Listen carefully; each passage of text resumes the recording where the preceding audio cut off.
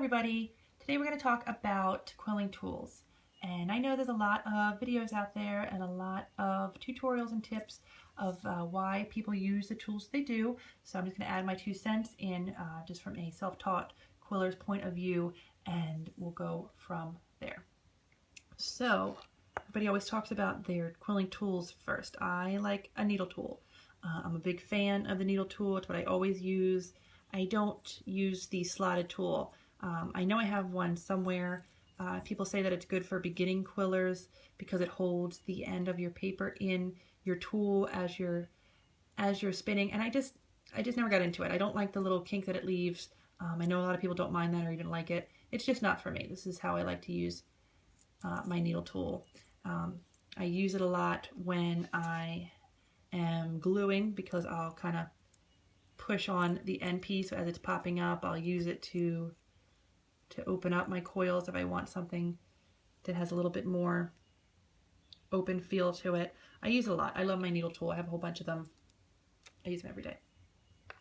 The other tool that I use pretty often would be my needle nose tweezers here, and I didn't have a pair of these for a long time, and I had another pair of tweezers that were a bit bigger, and I was running into things with them and knocking over other bits. These can really get into tight spaces, pick up anything that you need without making a big mess and knocking over everything that's next door to it.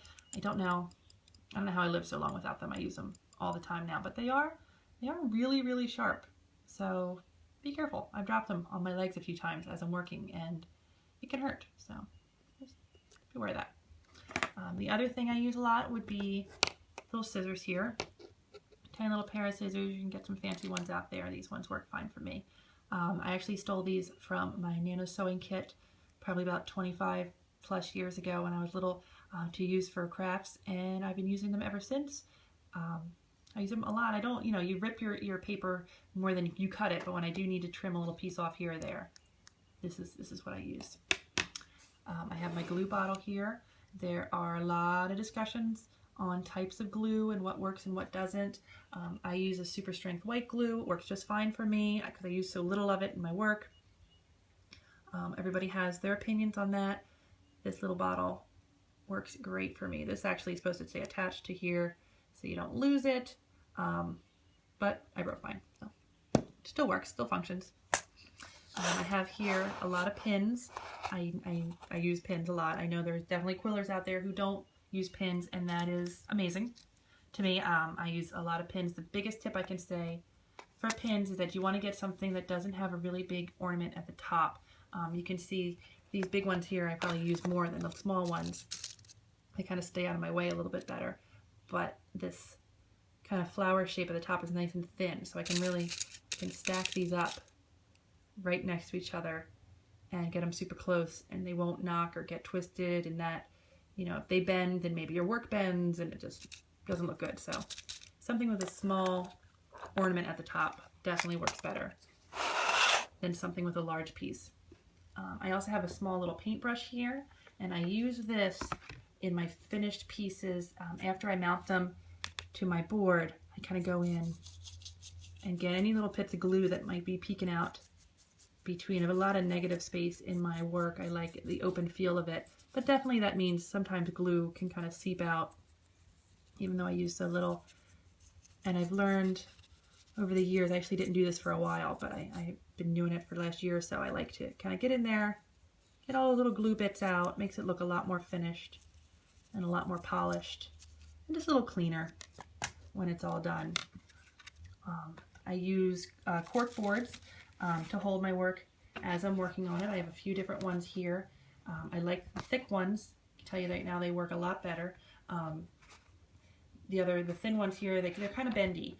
I tend to use these together. I'll pin them together just to keep them a little bit more sturdy. I also use cork boards to weigh down my work as it's drying so nothing pops up and gets weird. I actually put a piece of cork on top of whatever that I was working on and put a tiny little weight on it. Makes everything dry a little bit flatter, and then the cork board actually distributes the weight a little bit more evenly, so it's not just sitting really heavy right down in the middle of the piece. It makes everything kind of spread out and dry a little bit flatter. So when I'm starting my pieces, I'll take my cork board. I have a whole journal full of different ideas that I have about quilling. I take a piece of tracing paper whenever I have a design that I like. Here's one of my apples, really basic shapes I do. I don't add any of the extra bits because most of that I kind of make up as I go. It's very free form. Once I get one down that I really like, and I can keep kind of reproducing it similarly to the original, but I don't worry about that in the beginning. I just do basic forms of where I want my coils and lines to be. So that's on the tracing paper. And then I get a square of wax paper that goes over top, gets pinned down, and then I'm ready to work. The wax paper helps your quilling paper not stick to it, but it can stick just enough that it'll stay while you're working, and you kind of gently peel it off afterwards.